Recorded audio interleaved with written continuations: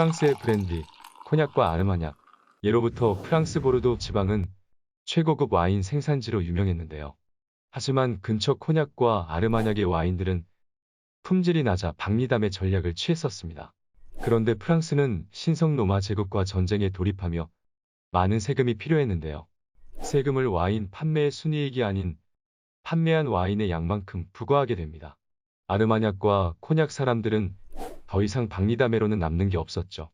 전쟁이 끝날 때까지 와인들을 증류시켜 농축액 형태로 창고에 장기 보관하기로 합니다. 그런데 이 농축액은 시간이 갈수록 풍미가 좋아졌죠. 불태운 와인이라는 뜻의 프랑스어 뱅브르레, 브랜디가 탄생한 순간이었죠. 브랜디를 맛본 다른 나라 상인들은 너도 나도 사들였고 그 명성은 지금까지도 이어지고 있습니다. 아르마냑은 코냑보다 먼저 만들어졌는데요. 그래서 좀 더 와인에 가까운 형태를 취하고 있습니다. 그의 양조한 와인을 그대로 증류하여 와인처럼 해마다 연도를 기록한 빈티지가 있죠.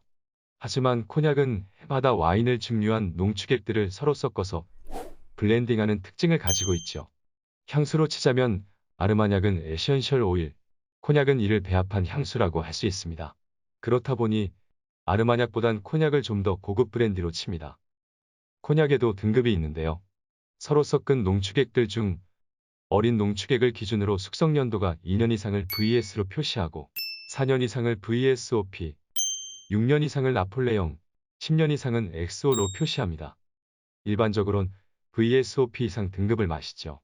특히 나폴레옹이라는 등급 때문에 80년대 한국에서는 브랜디에 물을 탄 나폴레옹이 유행했었죠. 신기하게도 코냑의 나폴레옹 등급처럼 다음날 숙취가 없는 걸로 유명했는데요. 술을 마신 다음날 일어날 수가 없었고 이튿날 겨우 눈을 뜰 수 있었기 때문이죠. 코냑의 가장 유명한 브랜드는 헤네시입니다. 프랑스 최대 명품 기업 LVMH에서 H를 담당하고 있죠. 최근 한국과 일본에선 외면받고 있지만 중국에서 큰 사랑을 받고 있어 가격이 매우 비싸졌습니다. 그래서 레미마르탱, 까뮤 같은 다른 브랜드가 가성비가 좋지요. 코냑에 비해 유명하지 않지만 아르마냑도 가성비가 좋습니다. 아르마냑엔 샤보라는 독보적인 브랜드가 있습니다. 그리고 최고 등급 제품은 달타냥이라고 부르는데 가격이 비싸지 않죠. 소설 삼총사 달타냥의 고향이 아르마냑 지역이라 그런 이름이 붙었습니다.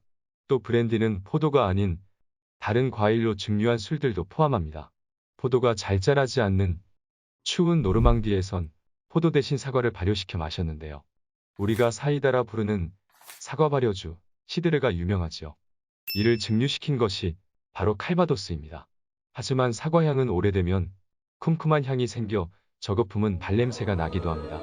그래서 사과 브랜디들은 포도 브랜디에 비하면 하급품으로 치죠. 어쨌든 코냑을 필두로 한 프랑스의 브랜디는 지금까지 최고급 증류주로 남아있습니다. 그런데 코냑과 더불어 양주의 대명사 위스키는 어떻게 탄생했을까요?